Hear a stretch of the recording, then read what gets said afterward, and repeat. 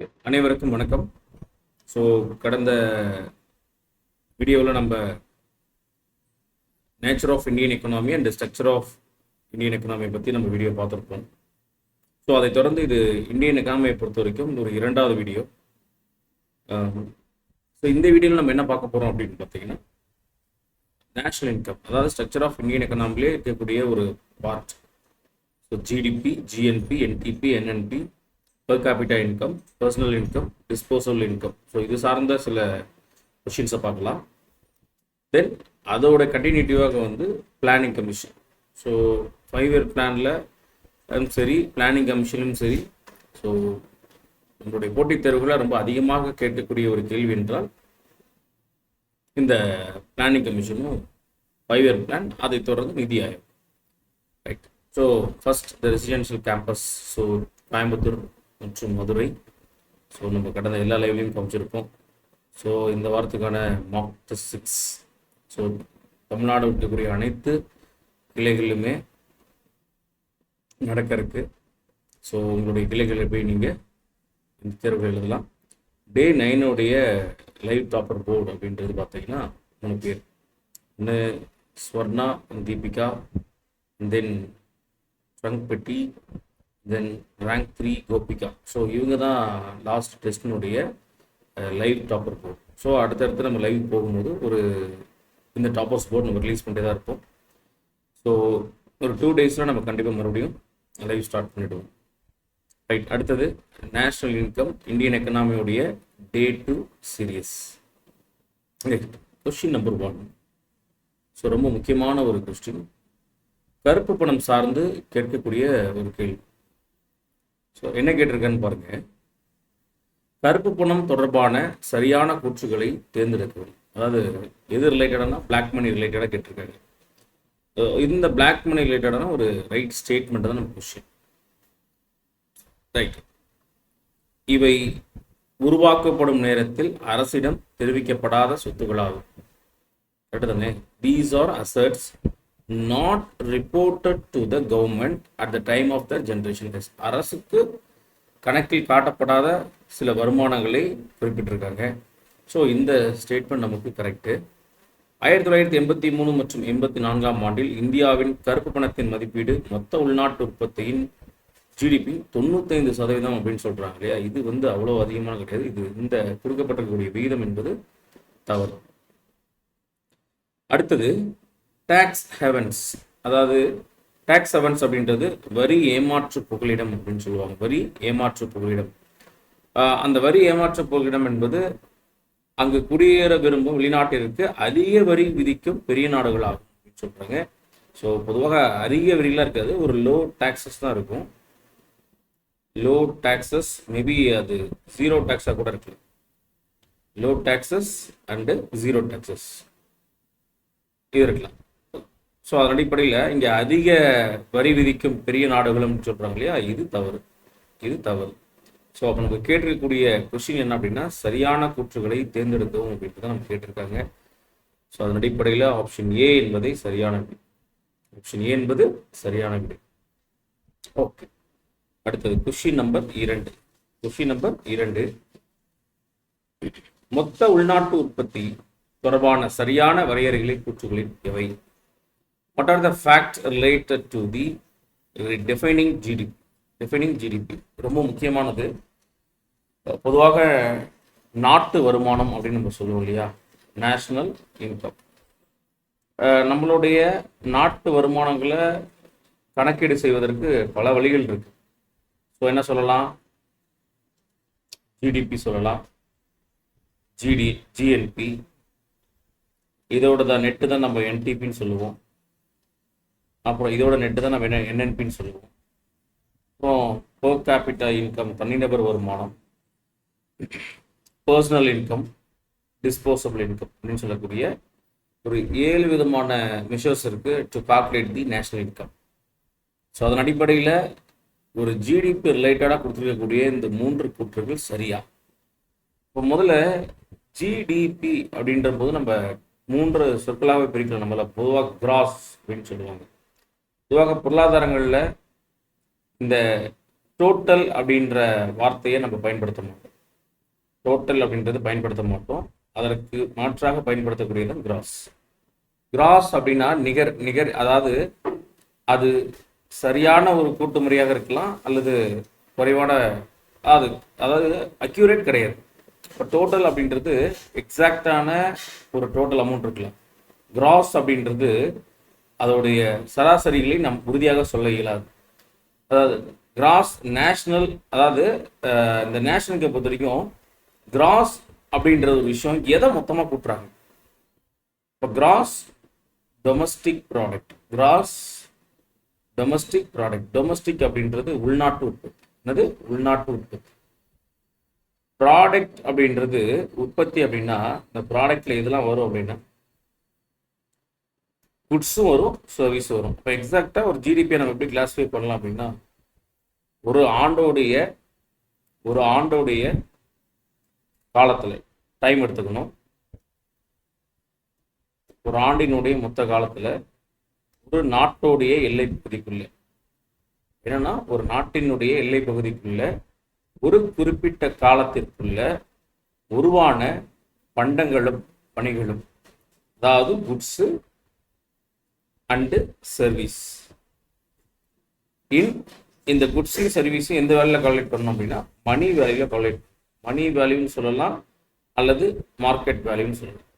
Money value and market value. Okay, ஷார்ட்லிங்ஸாக சொல்லணும்னா GDP என்பது ஒரு நாட்டினுடைய எல்லை பகுதிக்குள்ள ஒரு குறிப்பிட்ட காலத்திற்குள்ள உருவான பண்டங்களும் பணிகளும் அதனுடைய சந்தை மதிப்பில் நம்ம கணக்கீடு செய்வது. அது தொடர்பான கீழே கொடுக்கக்கூடிய கூற்றுகள் சரியான்னு பார்த்தோம்னா பார்ப்போம். It is not for a specific period சொல்கிறாங்க. இது ஸ்பெசிஃபிக் பீரியட் தான். இந்த நாட்டுன்றது தவறு. பொதுவாக 3 மாதங்களுக்கு ஒரு முறை காலம், அதாவது ஒரு 3 மாதங்களுக்கு ஒரு முறையும், குவார்ட்டர், ஒரு ஆஃப் இயர்லி 6 மாதங்களுக்கு ஒரு முறை, அல்லது ஒரு வருடம். பொதுவாக எல்லா நாடுகளிலுமே இந்த ஒரு ஆண்டுக்கு தான் நம்ம என்ன பண்ணுறோம்னா கணக்கீடு செய்யணும். 2, இட் மெஷர்ஸ் ஒன்லி குட்ஸ் மட்டும் சொல்கிறாங்க. குட்ஸ் இல்லை, சர்வீஸையும் சேர்த்து தான் என்ன பண்ணுறாங்க, கால்குலேட் பண்ணுறாங்க. இப்படி 2வது கூற்றும் நமக்கு தவறு. இது பண மதிப்பீடல்ன்றாங்க. இது முழுக்க பண மதிப்பீடு தான். So monetary value, money value is known as be a market value. So அதன் அடிப்படையில் கொஸ்டின் நம்பர் 2 என்பது 3மே நமக்கு தவறு. So question number 2 is option C என்பதை சரியான விடை. C is the right answer. Okay, next question number 3. Question number 3 ரொம்ப முக்கியமான ஒரு கேள்வி. Capital output ratio. Capital output ratio. இந்த கேபிட்டல் அவுட்புட் ரேஷியோ அப்படின்றது ஒரு பொருளை உற்பத்தி செய்வதற்கு எவ்வளோ மூலதன அளவு வேணும். சிம்பிளாக தான், ஒரு 100 ரூபா மதிப்புள்ள பொருளை உற்பத்தி செய்யறதுக்கு எனக்கு எவ்வளோ வேணும், அதுதான் கேபிட்டல் அவுட்புட்னு சொல்லுவாங்க. அதாவது அந்த மூலதன உற்பத்திகளை செய்வதற்கு எனக்கு எவ்வளோ இன்புட்ஸ் வேணும் அதான் கேட்டிருக்காங்க. அந்த அதோட ரேஷியோ தான் கேபிட்டல் அவுட்புட் ரேஷியோன்னு கொடுக்கப்பட்டிருக்கு. இன்வெஸ்ட்மெண்ட்டான்னு கேட்டால் இன்வெஸ்ட்மெண்ட் மட்டும் கிடையாது, சேவிங்ஸ்ன்னு சொல்கிறாங்க. சேவிங்ஸ்க்கும் அவுட்புட் ரேஷியோக்கும் சம்மந்தம் கிடையாது. கடன்கள் முற்றிலுமாக சம்மந்தம் கிடையாது. அப்போ amount of capital needed to produce 1 unit of output. 1 unit of அவுட்புட்டை ப்ரொடியூஸ் பண்ணுறதுக்கு எனக்கு எவ்வளோ மூலதனங்கள் வேணும், அதுதான் கேபிட்டல் அவுட்புட் ரேஷியோ அப்படின்றத நம்ம சொல்லுவோம். இதை வச்சு தான் அந்த ப்ரொடக்ஷனில் கால்குலேட் பண்ணுவாங்க. நம்ம எவ்வளோ இன்புட்ஸ் கொடுத்தா நம்ம எவ்வளோ ப்ராடக்டை வெளியே கிடைக்குன்னு சொல்கிறது. ஸோ அதன் அடிப்படையில் கொஸ்டின் நம்பர் 3 என்பது ஆப்ஷன் பாம்பே என்பது சரியான விடை. ஓகே, அது அடுத்து கொஸ்டின் நம்பர் 4 ரொம்ப முக்கியமான ஒரு கேள்வி. ஒரு பொறுத்து கொஸ்டின்ஸ் கொடுத்துருக்காங்க. எஸ், அதாவது இங்கே சில விரிவாக்கங்கள் கொடுக்கப்பட்டிருக்கு. இந்த பக்கம் சில அதோட கான்செப்ட் கொடுக்கப்பட்டிருக்கு. இப்போ எக்ஸாம்பிள் பாருங்க, rapid growth of income. Rapid growth of income. இப்போ ரேபிட் growth ஆஃப் இன்கம் அப்படின்றது நம்ம எங்கே சொல்லணும் அப்படின்னா ஆனுவல் ரேட் ஆஃப் ஜிடிபி. அதுதான் வந்து ரேபிட் growth ஆஃப் இன்கம். வருமானத்தின் விரைவான வளர்ச்சியை நாம் தெரிந்து கொள்வதற்கு எங்கன்னு பார்த்தீங்கன்னா இங்கே GDP, average annual rates of growth of GDP. இதில் தான் நம்ம தெரிஞ்சிக்க முடியும் அந்த ஓராண்டினுடைய வளர்ச்சி விகிதத்தில். வருமான பகிர்வில் அதிக சமமின்மை ரொம்ப ரொம்ப ரொம்ப ரொம்ப முக்கியம். அதாவது என்ன சொல்றாங்கன்னா, இது வந்து கினி கோஎஃபிஷியன்ட் மூலமா தான் சொல்லுவாங்க. அதாவது இருக்கக்கூடிய வருமானங்கள்ல அந்த ஆண் பெண் பாலினம் நம்ம பொதுவாக சொல்லக்கூடிய அந்த ஜெண்டர் வைஸும் நம்ம எடுக்கலாம். பொதுவாக இருக்கக்கூடிய செல்வங்கள்ல சமத்துவம் இருக்கா இல்லை சமத்துவமின்மை இருக்கா அப்படின்றத நம்ம எதன் அடிப்படையில் கால்குலேட் பண்றது அப்படின்றதுக்கான ஒரு ஃபார்முலாவை ரெடி பண்ணவர் தான் திரு கினி. ஸோ அப்போ பிக்கு 1. ஓகே. கிரேட்டர் ரீஜனல் இம்பேலன்ஸ், அதிக பிராந்திய சமநிலையின்மை ரொம்ப ரொம்ப முக்கியம். அதிக பிராந்திய சமநிலைன்றது gross domestic product. Gross domestic product இதில் இந்த கிராஸ் ஸ்டேட், அதாவது கிராஸ் டொமஸ்டிக்ல கிராஸ் ஸ்டேட் டொமஸ்டிக் ப்ராடக்ட் சொல்லுவாங்க. வருமான பகிர்வில் கிரேட் ரீஜனல் இன்பேலன்ஸ் அப்படின்றது gross state domestic product in per capita. In per capita இந்த வார்த்தையை நீங்கள் ஆட் பண்ணிக்கணும். In per capita. ஓகே. இப்போ சிக்கு 2. ஓகே. மொத்த உற்பத்தி மற்றும் வருமானத்தின் உயர்நிலை ஒன்று தான் இருக்கு கடைசியா. Yes, GDP per capita. GDP per capita. ஓகேவா? ஸோ இதன் அடிப்படையில் நம்ம மேட்ச் பண்ணும் போது நமக்கு கொஸ்டின் நம்பர் 4 என்பது ஆப்ஷன் பாம்பே என்பது சரியான விடை. ஸோ இதில் நீங்கள் தெரிஞ்சுக்க வேண்டியது என்ன அப்படின்னா, இந்த கினி கோஎஃபிஷியன்ட் அப்படின்றது தெரிஞ்சுக்கணும். கினி கோஎஃபிஷியன்ட், கினி குணகம் அப்படின்ற வார்த்தை ரொம்ப ரொம்ப ரொம்ப முக்கியம்.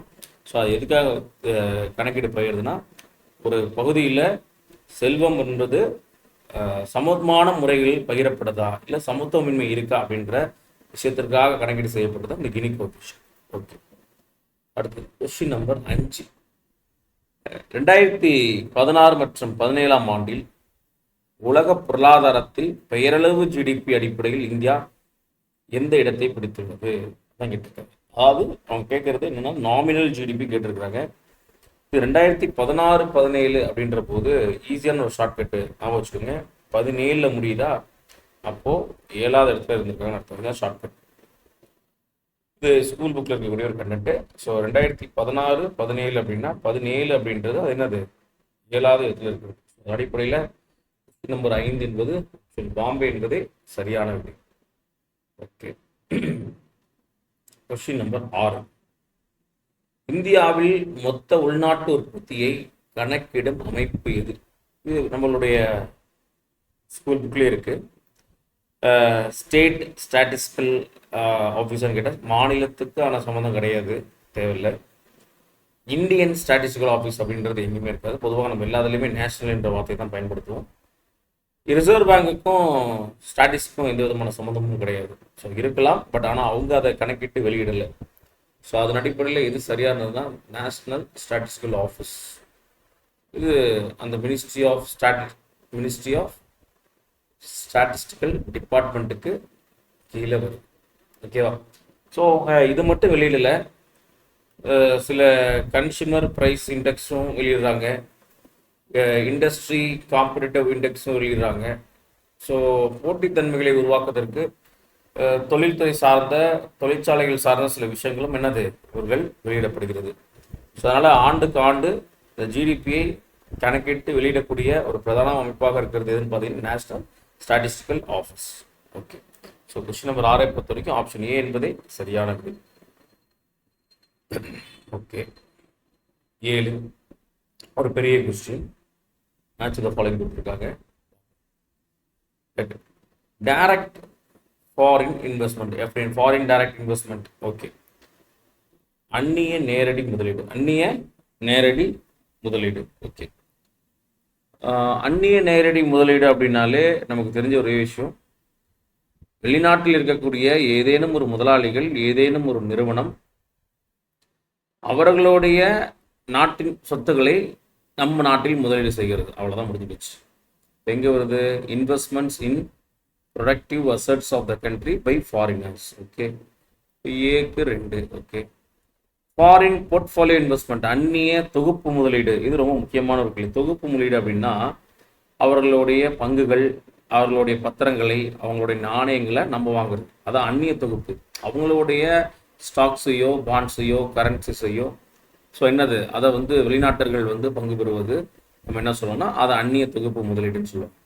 பை ஃபாரினர்ஸ், நம்மளுடைய சில டாக்குமெண்ட்ஸ், நம்மளுடைய பாண்ட்ஸஸ், ஷேர்ஸ், கரன்சிஸ் இது எல்லாமே ஸோ ஃபாரினர்ஸ் மூலமாக பர்ச்சேஸ் பண்ண செய்யப்பட்டால் அது போர்ட்ஃபோலியோ இன்வெஸ்ட்மெண்ட் அப்படின்னு சொல்லுவாங்க. ஸோ அதன் அடிப்படையில் பி என்பது 1. ஓகே.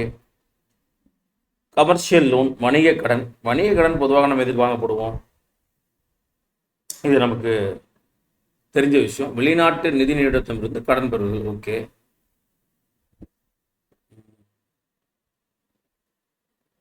ஓகே, ஸோ சிக்கு 3. ஓகே. ஃபாரின் இன்ஸ்டிடியூஷனல் அசிஸ்டன்ஸ், அந்நிய நிறுவன உதவி, வெளிநாடுகளிலிருந்து நிதியுதவி வழங்குகிறது. ஸோ இது 4. அதன் அடிப்படையில் 2, 1, 3, 4 என்பதே சரியான விடை. ஆப்ஷன் சி என்பது சரியான விடை. ஓகேவா? ஸோ இதுலேருந்து நீங்கள் தெரிஞ்சுக்க வேண்டிய விஷயம் என்னென்னா, டைரக்ட் ஃபாரின் இன்வெஸ்ட்மெண்ட் என்பது வேற, இதில் போர்ட்ஃபோலியோ இன்வெஸ்ட்மெண்ட் என்பது வேறு. ஓகேங்களா? ஸோ இது ரெண்டுத்துக்கும் தெரிஞ்சுக்கணும். FDI, FBI. ஓகேங்களா? ஸோ ரெண்டுத்துக்கும் உள்ள டிஃப்ரென்ஸ் மட்டும் நீங்கள் தெரிஞ்சுக்கணும். ஸோ எஃப்டிஐன்றது அவன் பண்ணுறதுங்க, அவன் பண்ணுறது.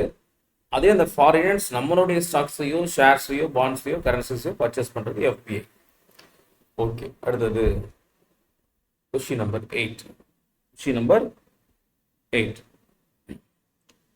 The share of agricultural and allied sectors in total GDP at 2004 to 2005 prices was during 2010 and 11 in India.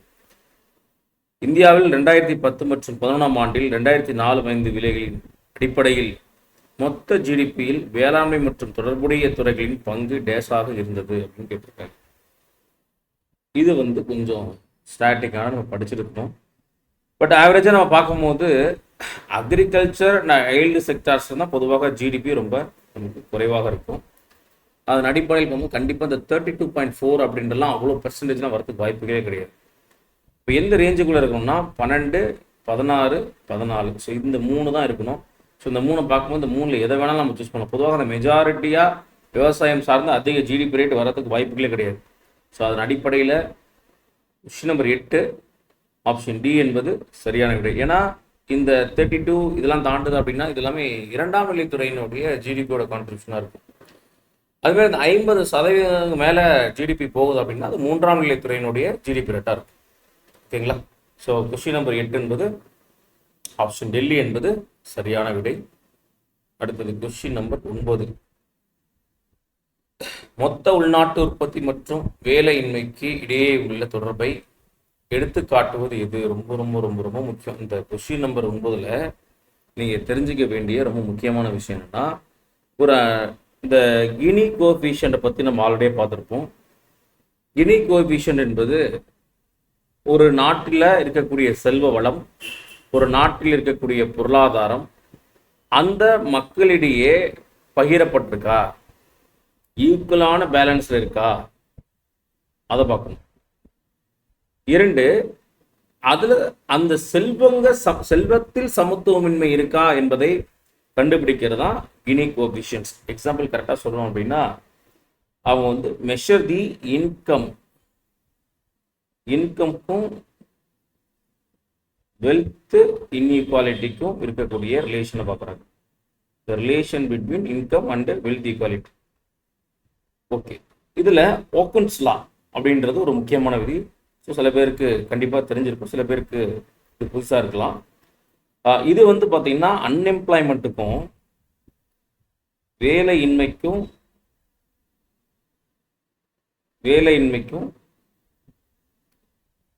Economic குரோத்துக்கும் இருக்கக்கூடிய ரிலேஷன், பொருளாதார வளர்ச்சிக்கும் இருக்கக்கூடிய relation. Economic growth or output, இது ரொம்ப முக்கியமானது. ஸோ பாருங்க, மீண்டும் ஒரு முறை. கினி அப்படின்றது நம்ம முன்னாடியே பார்த்தது தான், இன்கமுக்கும் வெல்த் இன்இக்வாலிட்டி சமத்துவமின்மையும் கண்டுபிடிக்கிறது. ஹாக்கின்ஸ் லா அப்படின்றது அன்எம்ப்ளாய்மெண்ட்டுக்கும் எக்கனாமிக் குரோத்துக்கும் இருக்கக்கூடிய ரிலேஷனை பேசுறது. சரி, இதில் லாரன்ஸ் லா ரொம்ப முக்கியமான விதி. சேம் இப்போ அந்த இடத்துல இன்கம் பற்றி பேசியிருப்போம் இல்லையா, இங்கே லாரன்ஸ் என்ன சொல்கிறாரு பார்த்தோன்னா, same income R wealth, same வருமானம் அல்லது செல்வம். இதில் மறுபடியும் நம்ம என்ன செக் பண்ணுறோம், இன்இக்வாலிட்டி தான் செக் பண்ணுறோம். ஸோ இந்த லாரன்ஸை பொறுத்த வரைக்கும் இன்கமும் எடுத்துக்கலாம் அல்லது வெல்த் எடுத்துக்கலாம். இப்போ இந்த இரண்டுத்துல மாறுபட்ட விஷயத்த வருமானங்களும் சமத்துவமாக இருக்குது, இல்லை செல்வங்கள்னா பொதுவாக நிலம், அது சார்ந்த பகுதிகள், காடுகள், இது சார்ந்த விதிகள் சமமாக வழங்கப்பட்டிருக்கா, அதுதான் லாரன்ஸ். ரொம்ப முக்கியமான விஷயம் தான் பிலிப்ஸ் கர்வ். பணவீக்கத்திற்கும் இன்ஃப்ளேஷனுக்கும் அன்எம்ப்ளாய்மெண்ட்டுக்கும் இருக்கக்கூடிய ரிலேஷன். ஓகே, இன்ஃப்ளேஷனுக்கும் அன்எம்ப்ளாய்மெண்ட்டுக்கும் இருக்கக்கூடிய ரிலேஷன். ஓகே, ஸோ இது ரொம்ப ரொம்ப ரொம்ப ரொம்ப முக்கியம். ஸோ இதில் நம்ம கேட்டிருக்கக்கூடிய நமக்கு என்ன கொஸ்டின் கேட்டிருக்காங்க, கிராஸ் டொமஸ்டிக் ப்ராடக்ட்டுக்கும் அன்எம்ப்ளாய்மெண்ட்டுக்கும் இருக்கக்கூடிய ரிலேஷன். ஸோ அதன் அடிப்படையில் நம்ம பார்த்தோம் இது ஓப்பன்ஸ்லாம். ஓகேவா, ஏன்னா எக்கனாமிக் க்ரோத் இருக்கு இல்லையா, ஸோ அன்எம்ப்ளாய்மெண்ட்டுக்கு எக்கனாமிக் க்ரோத்துக்கு இருக்கிற ஒரே ரிலேஷன் இந்த ஓப்பன்ஸ்லாம். ஆப்ஷன் பி என்பதே சரியான விடை. அடுத்தது கொஸ்டின் நம்பர் 10, எல்லாருக்குமே தெரியும். தனிநபர் வருமானத்தை இந்தியாவில் நாம் கடைபிடிக்கக்கூடிய ஒரே ஒரு ஃபார்முலா நாட்டு வருமானம் வகுத்தல் மக்கள் தொகை. இதுதான் தனிநபர் வருமானம். இதுவே இன்னொன்று இருக்கு, பர்சனல் இன்கம். பர்சனல் இன்கம் என்பது இப்போ எக்ஸாம்பிள் பாருங்க, நேஷ்னல் இன்கம் டிவைட் பை பாப்புலேஷனில் ஒரு சின்ன எரர் இருக்கு. இப்போ ஒரு ஊரில் 10 பேர் இருக்கிறான்னு வச்சுக்கோங்க. இப்போ எக்ஸாம்பிள் 100 ரூபா, அந்த பகுதியினுடைய மொத்த வருமானம் 100 ரூபா. அந்த பகுதியில் ஒரு 10 பேர் இருக்காங்க அப்படின்னா இதை நம்ம வகுக்கும் போது ஒரு ஆளுக்கு தலா 10 ரூபா போகும்னு வச்சுக்கோங்களேன். பட் என்ன நடைமுறைகள் என்ன அப்படி இருக்குன்னா, இந்த 10 பேரில் கண்டிப்பாக அன்எம்ப்ளாய்மெண்ட் ரேட் இருக்கும். கரெக்டாக அன்எம்ப்ளாய்மெண்ட் ரேட் கண்டிப்பாக இருக்கும். இதில் இருக்கக்கூடிய ஒரு 5 பேர் கண்டிப்பாக அந்த 2 ரூபா அல்லது 3 ரூபா அப்படி ஏன்மணும்னு வச்சுக்கோங்களேன். அப்படி இந்த கணக்கீட்டின் முறையில் நம்ம பார்க்கும்போது வேலையில இல்லாதவர்களை நாம் தனிநபர் வாங்குறாங்கன்ற மாதிரி சுட்டி காட்டுது. இன்னொன்று, அதிகமாக ஊதியங்கள் வாங்குறவர்களை குறைவான ஊதியத்தை வாங்குவதாக சுட்டி காட்டுது. பட் இந்த தனிநபர் வருமானம் ஒரு உண்மையான பொருளாதாரங்களை கடைபிடிக்குதான்னு கேட்டால் கண்டிப்பாக கிடையாது. அதுக்கப்புறம் தான் பின்னாடி என்ன சொல்றாங்க, HDA அப்படின்ற ஒரு கான்செப்ட் உள்ள கொண்டு வராங்க. To identify the real progress of the country, உண்மையான பொருளாதார குறியீடை ஐடென்டிஃபை பண்ணுறது HDA. அதில் ஒரு 3 இண்டிகேட்டர் சொல்லியிருப்பாங்க, லைஃப் எக்ஸ்பெக்டன்சி, எஜுகேஷன் ரேட்டு, அதுலேயும் மறுபடியும் என்ன சொல்கிறாங்க, ஜிடிபி எதை பண்ணணும் அப்படின்னா பர் கேபிட்டல் இன்கம் கால்குலேட் பண்ணணும் அப்படின்ற முறைகளை பின்னாடி இருக்குது. இது நம்ம பின்னாடி பார்ப்போம் அடுத்த விஷயங்கள். பட் ஓகே, எதுவாக இருந்தாலும் தனிநபர் வருமானங்களை பொறுத்த வரைக்கும் நம்ம என்னது, தேசிய வருமானம் வகுத்தல் மக்கள் தொகை. ரைட், அடுத்தபடியாக கொஸ்டின் நம்பர் 11. இது ஒரு முக்கியமான ஒரு டேட்டா கொஸ்டின்ஸ். சரி பார்ப்போம். பின்வருவற்றில் 2019 மற்றும் 20ஆம் ஆண்டில் பதிவு செய்யப்பட்ட விகிதங்கள் எவை? Rates recorded.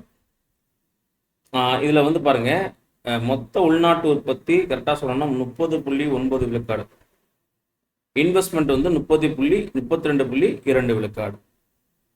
இது மட்டும்தான் சரி. கிராஸ் டொமஸ்டிக் சேவிங்ஸ் கிட்டத்தட்ட பேரலாக வந்திருக்கு, இது தவறு. அதேமாரி ஓகே, இந்த 2 டேட்டாவும் நமக்கு தவறு. ஸோ இல்லை கரெக்டான கூட ஒரே டேட்டா எதுன்னு பார்த்தீங்கன்னா ஆப்ஷன் ஏ என்பதே சரியான விடை. அதாவது gross domestic savings 30.9 and investment அப்படின்றது 32.2%. Okay, so question number 11 option A என்பதே சரியான விடை. அடுத்தது கொஸ்டின் நம்பர் 12. இது இப்போ தான் நம்ம பார்த்தோம். நேஷ்னல் ஸ்டாட்டிஸ்டிக்கல் ஆஃபீஸ் வேறு, நேஷ்னல் ஸ்டாட்டிஸ்டிக்கல் கமிஷன் என்பது வேறு. ஸோ இது எந்த ஆண்டு அமைக்கப்பட்டது அப்படின்னு சொல்லி நம்ம கேட்டிருக்காங்க. ஸோ கிட்டத்தட்ட 2005 இந்த அமைப்பு அமைக்கப்படுது. ஒரு நாட்டினுடைய புள்ளி விவரங்களையும் அதனுடைய தரவரிசைகளையும் ஆவணங்கள் படுத்துவதற்கும் அதை சட்ட ரீதியாக கணக்கீடு செய்வதற்குமான ஒரு ஆணையமாக செயல்படுகிறது. Okay right. ஸோ இது வரைக்கும் நம்ம என்ன பார்த்துருக்கோம் அப்படின்னு பார்த்தீங்கன்னா, ஸ்ட்ரக்சர் ஆஃப் இந்தியன் எக்கனாமியில் அதோடைய செகண்ட் பார்ட்டாக, அதாவது நம்மளுடைய சிலபஸோடைய first part nature of Indian economy. So அதில் சில கேள்விகளை முதல் வீடியோவிலே பார்த்துருப்போம். இந்த 2வது வீடியோவில் ஸோ அதை தொடர்ந்து அந்த ஜிடிபி ஜிஎன்பி ரிலேட்டடான கேள்விகளை நம்ம பார்த்தாச்சு. அடுத்தது டே 2 இன்றைய வீடியோவில் நான் பார்க்க வேண்டிய ரொம்ப முக்கியமான விஷயம். ஸோ பிளானிங் கமிஷன் ரொம்ப முக்கியமான ஒரு பார்ட் இந்தியன் எக்கனாமிலே, ரைட். ஸோ இதில் இருக்கக்கூடிய ஒரு முக்கியமான கேள்விகளை நாம் இந்த வகுப்பில் பார்ப்போம். Right, question number 1. இதில் ஃபஸ்ட்டு நம்ம தெரிஞ்சுக்க வேண்டியது அந்த எவால்வேஷன் ஆஃப் பிளானிங். அதாவது இந்தியாவில் எப்படி அரசியலமைப்பு வேணும் அப்படின்னு சொல்லிட்டு பல அரசியல் வல்லுநர்களும் அந்த அரசியலமைப்பு சார்ந்த சில ஆராய்ச்சியாளர்களும் கேட்டிருப்பாங்க. ஆரம்ப நிலைகளிலிருந்தே இந்தியாவில் இந்தியர்களை மையப்படுத்தி அரசியலமைப்பு உருவாக்கப்பட வேண்டும் என்று. அதன் அடிப்படையிலே சுதந்திரத்தின் போதே அதற்கு முன்னதாகவே எனது இந்தியாவுக்கு பொருளாதாரங்களை மையப்படுத்தி பொருளாதார வளர்ச்சியை கையாளுவதற்கு ஒரு திட்ட ஆணையம் ஒன்று வேணும்னு சொல்லியிருக்காங்க. அப்போ அதற்கு ஆரம்ப நிலைகளில் இருந்த வலுத்த குரல்கள் யார் யார் என்பதை நாம் தெரிந்திருக்க வேண்டும். ஸோ அதெல்லாம் கேட்டிருக்காங்க. இந்த ஃபர்ஸ்ட் ப்ளூ பிரிண்ட் முதல்ல அதற்கான முதல் அடித்தளத்தையும் வரைபடத்தையும் உருவாக்கிய முதல் நபர் யார் என்றால் திரு விஸ்வேஸ்வரய்யா. விஸ்வேஸ்வரய்யா இவர் யார் என்றால் ஒரு முக்கியமாக மைசூரை சேர்ந்த ஒரு எக்ஸ் திவான், அதையும் தாண்டி ஒரு பொறியியல் வல்லுனர். இவர் தான் ஒரு 1934 the planned economy of India என்ற புத்தகத்தை வெளியிட்டு அந்த ஆண்டு திட்டமிடல் அப்படின்றதுக்கான அடித்தளத்தை விவரிக்கிறார். ஆண்டு திட்டத்திற்கான அடித்தளம். அப்போ இவருடைய வார்த்தைகளை சொல்றது என்னன்னா, இந்தியாவில் திட்டமிடப்பட்ட பொருளாதாரம் தான் இருக்கணும். இப்போ திட்டமிடப்பட்ட பொருளாதாரம்னா அவ்வப்போது பண்ணக்கூடிய திட்டமிடல் அல்ல. 1951 போடக்கூடிய அந்த டார்கெட் ரேட் அடுத்த 5 ஆண்டுகளை மையப்படுத்தி அந்த இயக்கம் நடக்கும். அதுதான் பிளானட் எக்கனாமிக் சிஸ்டம் அப்படின்றது சொல்றேன். ரைட். ஸோ அப்போ கொஸ்டின் நம்பர் 1 என்பது ஆப்ஷன் ஏ என்பதே சரியான விடை. 2, அவருடைய சொந்த ஊர். இப்போதான் பார்த்தோம், மைசூரில் எக்ஸ் திவானாக இருந்தவர் தான் திரு விஸ்வேஸ்வரய்யா. ஸோ அவர் ஒரு சிவில் இன்ஜினியர் அப்படின்றத நம்ம பார்த்தோம். பல பாலங்களுக்கும் ஒரு ஆர்கிடெக்ட் சார்ந்த விஷயங்களில் அனுபவம் பெற்ற ஒரு நபர். ரைட். Question number 3. இந்த விஸ்வேஸ்வரய்யாவுடைய திட்டங்களை தாண்டி நிறைய பிளான் வரும் இதுக்குள்ளேயே. Visvesvaraya plan, FICCI proposal, Congress plan வரும், காங்கிரஸ் பிளானு, அப்புறம் நேரு பிளான் உள்ள வரும், and then MN Roy plan, அதெல்லாம் பீப்புள்ஸ் பிளான்னு சொல்லுவேன். And then JP Narayanan plan, இதுமாரி ஒரு 7 பிளான் திட்டங்கள் வரும். ஸோ அதை தான் கேட்டிருக்காங்க. 1944 இந்திய அரசு ஒரு திட்டத்துறையை யாருடைய தலைமையின் கீழ் உருவாக்குறது அப்படின்னு கேட்டிருக்காங்க. அர்தேஷில் தலால். ஸோ இவர் பாம்பே பிளானுடைய ஒரு முக்கியமான ஆள். பாம்பே பிளான் என்பது ஒரு அன்றைய 8 முதலாளிகள் சேர்ந்து ஒன்றாக வெளியிடப்பட்ட ஒரு பிரதேசமான ஒரு திட்டம் தான் பம்பாய் திட்டம். அர்தேஷில் தலால், ஏடி ஷெரோஃப், ஜான் மேத்தாய் போன்ற 8 நபர்கள் இதில் பணிபுரிந்திருப்பார்கள். ஓகே. ஸோ அதன் அடிப்படையில் 1944 இந்திய அரசு ஒரு திட்டத்துறையை யாருடைய தலைமையின் கீழ் அமைத்தது? அடுத்தது 4. He book planning and the poor was written by. ரொம்ப முக்கியமான ஒரு புக்கு. இது நம்மளுடைய பள்ளி பாடப்புத்தகத்தில் இல்லை, பட் இருந்தாலும் கொஞ்சம் அவுட் சோர்ஸ் கேட்டிருக்கிறாங்க. பிளானிங் அண்ட் த புவர் என்ற புத்தகத்தை எழுதியவர் யார்? ஸ்ரீமன் நாராயணனா, எம்என் ராயா, மகாத்மா காந்தியா, இல்லை பிஎஸ் மின்ஹாஸ்? பேர்லேயே டிஃப்ரெண்ட் இருக்கு, நம்ம பார்த்திராத ஒரு பேர். இந்த பிஎஸ் மின்ஹாஸ் என்றுதான் சரி. ஸோ இந்த கொஸ்டின் ரொம்ப முக்கியமான கொஸ்டின். ஸோ வெளியிலிருந்து பிளானிங் ரிலேட்டடான கேட்கப்பட்ட ஒரு கேள்வி. இந்த planning and the poor was written by B S Minhas. Okay. அடுத்தது கொஸ்டின் நம்பர் 5. ஒரு 3 விதமான ஸ்டேட்மெண்ட்ஸை கிளியராக கொடுத்துருக்காங்க. என்ன ஸ்டேட்மெண்ட் அப்படின்னா, which of the following are objectives of planning commission? அதாவது திட்ட கமிஷனின் நோக்கங்கள் குறித்து பின்வரும் கூற்றுகளில் எது உண்மை, எது சரியானவை அப்படின்னு தான் கேட்குறாங்க. முழு வேலைவாய்ப்பை அடைதல். எஸ், அவங்களோட நோக்கம் என்னன்னா, ஆங்காங்கே என்னென்ன வளங்கள் இருக்குன்றதை கண்டுபிடிச்சு அந்த வளங்களை நம்ம எப்படி பயன்படுத்தலாம், அதுதான் முக்கியம். மால்தூஷியன் தியரி அதை தான் நம்ம சொல்லுவோம். ஒரு நாட்டினுடைய பெரும் வளர்ச்சி என்பது அந்த நாட்டினுடைய அதிகமான வளங்களை பயன்படுத்துது. அப்போ அந்த வளத்தை நாம் எந்த அளவுக்கு பயன்படுத்துகிறோமோ அதை சார்ந்துதான் பொருளாதார வளர்ச்சி அடைய செய்யும். அப்போ வளங்கள் எங்க இருக்கு என்பதை சுட்டி காட்டுவது யாருடைய பணி என்றால் திட்ட ஆணையத்தினுடைய பணி. So to achieve full employment, முழு வேலை வாய்ப்பை அடைதல். கொஸ்டின் நம்பர் 5, முழு வேலை வாய்ப்பை அடைதல், அதற்கான வாய்ப்புகளை சாத்தியக்கூறுகளை உருவாக்குதல். 2, வருமானம் மற்றும் செல்வ ஏற்றத்தாழ்வுகளை குறைத்தல். கரெக்ட். இந்த இன்இக்வாலிட்டி 2 இடங்கள்ல தான் பிரச்சனை. அதனால தான் ஒரு குறிப்பிட்ட துறைகளில் குறிப்பிட்ட பகுதிகளில் அதிகமான பணக்காரர்களும் அது குறிப்பிட்ட பகுதிகளில் அதிகமான ஏழை மக்களும் வாழ்ந்திருக்கக்கூடிய சூழல். இப்போ இன்இக்வாலிட்டிஸை பிரேக் த்ரூ பண்ணணும், இதுவும் கரெக்ட். 3, தேசிய மற்றும் தனிநபர் வருமானத்தின் உயர்ந்த நிலையை அடைதல். தேசிய மற்றும் தனிநபர் வருமானத்தின் உயர்ந்த நிலையை அடைதல் கரெக்ட். கொடுக்கப்பட்டிருக்கக்கூடிய 3 கூற்றுகளும் சரிதான். 1, 2, 3 3 கூற்றுகளையும் சரி. ஸோ அதன் அடிப்படையில் ஆப்ஷன் டெல்லி என்பது நமக்கு சரியான விடை. டெல்லி என்பது சரியான விடை.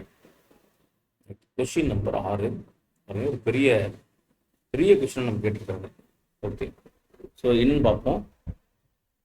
இந்தியாவில் திட்டக்குழுவை அமைப்பதற்கான அரசாங்கத்தின் முக்கிய நோக்கங்கள் யாவை? அதாவது கவர்மெண்ட் ஏன் பிளானிங் கமிஷனை ஃபிக்ஸ் பண்ணணும், அதுக்கான உண்மையிலே காரணங்கள் இருக்கா? இருக்கு. என்ன காரணம், என்ன சொல்றாங்க பாருங்க. நாட்டின் வளங்களை திறமையாக பயன்படுத்துவதன் மூலம் மக்களின் வாழ்வாதாரத்தில் விரைவான முன்னேற்றத்தை ஏற்படுத்துதல். கரெக்ட். ஸோ ஒரு நாடு எந்த அளவுக்கு தன்னுடைய வளங்களை பயன்படுத்துகிறார்களோ அந்த அளவுக்கு பொருளாதார வளர்ச்சி அடையும். அதன் அடிப்படையில் மக்களினுடைய வாழ்க்கை தரமும் மேம்படும். அப்போ மக்கள் தொகைக்கு நிகராக வளங்கள் இருக்குமாயின் அவர்களுடைய தனிநபர் வருமானம் சீராக இருக்கு. மக்கள் தொகை அதிகமா இருக்கு, வளங்கள் குறைவாக இருக்கு என்றால் தனிநபர் வருமானங்கள்ல ஏற்றத்தாழ்வுகள் இருக்கு. இப்போ இந்த மக்கள் தொகைக்கும் வளங்களுடைய உற்பத்திக்கும் தொடர்பு கூட கண்டிப்பாக தொடர்பு இருக்கு. இது இரண்டுமே சமநிலையில் இருக்கு. உற்பத்தியை அதிகரிக்க உதவுவதுடன் நாட்டின் சேவையில் அனைவருக்கும் வேலை வாய்ப்புகளை உருவாக்குதல். Help to increase the production and offering opportunities to all for employment in the service in of the country. So இதுவும் கரெக்டு. ஓகே, நாட்டின் அனைத்து வளங்களையும் மதிப்பீடு செய்யும் பொறுப்பு திட்டக்குழுவிற்கு இல்லைன்றாங்க. ஸோ பிரைம் ரெஸ்பான்சிபிலிட்டி அவங்க தான் வருஷம் அதுக்கான அசஸ்மெண்ட்டை ரிலீஸ் பண்ணணும். அவங்க தான் என்ன பண்ணுவாங்க, இந்த டார்கெட் ரேட், அச்சீவ்ட் ரேட் அப்படின்றத ரிலீஸ் பண்ணுறதே இவங்க தான். ஓகே, ஸோ அதனால் 3வது ஸ்டேட்மெண்ட்டு இல்லைன்றாங்க, பொறுப்பு இல்லைன்றாங்க, அவங்க தான் பொறுப்பே. ஸோ அதன் அடிப்படையில் கூற்று 1, கூற்று 2 மட்டும் சரி. ஸோ அதன் அடிப்படையில் பாம்பே என்பதே நமக்கு சரியான விடை. ரைட்.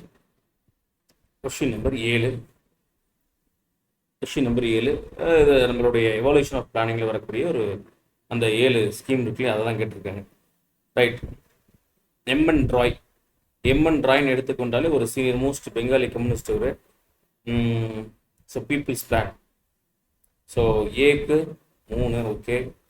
ஸ்ரீமன் நாராயணன் பிளான், அதாவது ஜேபி நாராயணன், ஸ்ரீமன் நாராயணன் நம்ம சொல்லுவோம். ஜேபி நாராயணன் நம்ம எடுத்துக்கொண்டாலே அது காந்திய திட்டம். காந்தியத்துடைய கனவுகள் என்னெல்லாம் இருந்துச்சோ அதை அனைத்துமே நிலைநாட்டணும்னு நினைச்சவர் யார் என்றால் திரு ஸ்ரீமன் நாராயணன்.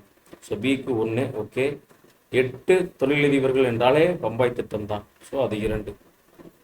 ரைட். 3, 1, 2 இது சரியான விடை.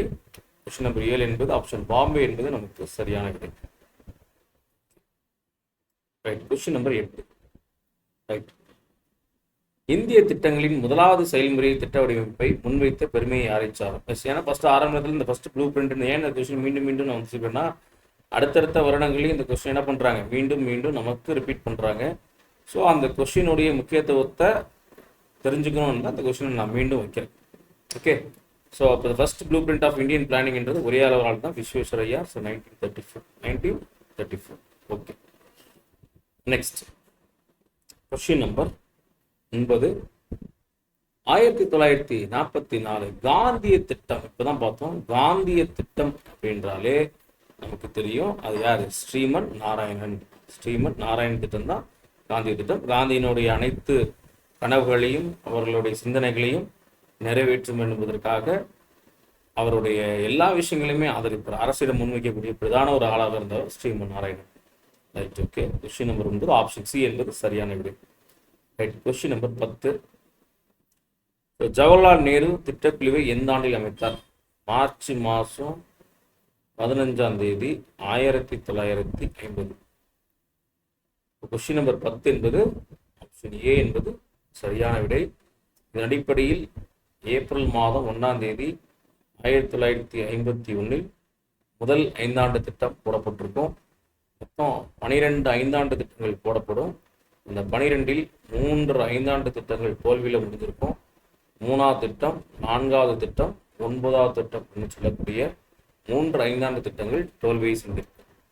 ஓகே, கிட்டத்தட்ட அந்த ஃபர்ஸ்ட் பார்ட்டில் ஒரு 12 கொஸ்டினும், திட்ட ஆணையங்களில் ஒரு 10 கொஸ்டின் ஆக மொத்தம் 22 கொஸ்டின்ஸை இந்த வீடியோவில் பார்த்துருக்கோம்.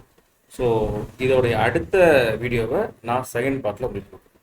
Okay, so thank you. தொடர்ந்து வீடியோவை பார்த்துட்டே இருங்க. ஸோ உங்கள் சார்ந்த நண்பர்களுக்கு இந்த வீடியோவை பகிருங்க. ஸோ தொடர்ந்து வரக்கூடிய குரூப் 2 குரூப் 4க்கு தொடர்ந்து முயற்சி பண்ணுறேன்னு சொல்லிட்டு ஸோ வாய்ப்புக்கு நன்றி கூறி விடைபெறுகிறேன். நன்றி, வணக்கம்.